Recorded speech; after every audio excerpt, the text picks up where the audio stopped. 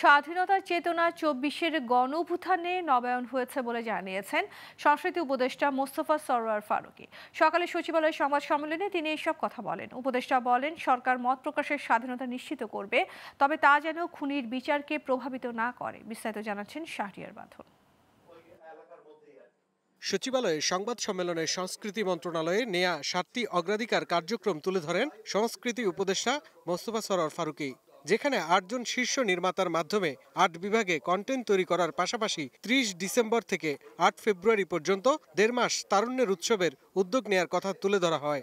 স্বাধীনতার আসল চেতনা ছিল যে আমি আমার দেশ আমার মতো গড়ব এবং দেশটার মালিক সবাই হবে। সংস্কৃতি উপদেষ্টা বলেন, সরকার মত প্রকাশের স্বাধীনতা নিশ্চিত করবে, তবে তা যেন গণঅভ্যুত্থানের খুনিদের বিচারকে প্রভাবিত না করে সেদিকে লক্ষ্য রাখতে হবে। ২৪ কেবলমাত্র একটা সরকার বদল ছিল না। আপনি জাস্ট তাকান একটু পেছনে ফিরে, যে মানুষগুলো প্রাণ হারিয়েছে তাদের দিকে তাকান, এবং এবং আমি তো মনে করি সারা বাংলাদেশ এই আন্দোলনের সময় মানে কয়েকজন ফ্যাসিস্টের সহযোগী ছাড়া সবাই পার্টিসিপেট করেছে এবং সবাই একই সঙ্গে আশঙ্কায় ছিল কে কখন মারা যায়।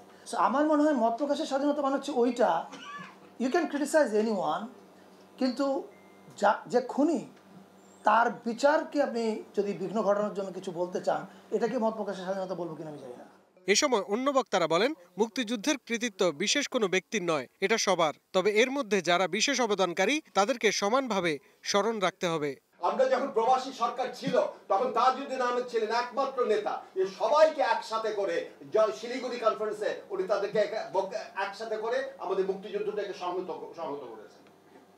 তার নাম শেখ হাসিনার মুখে কখনো শোনেন নাই, আওয়ামী লীগের মুখে কখনো শোনেন নাই। এইটাই হচ্ছে আমাদের কষ্ট।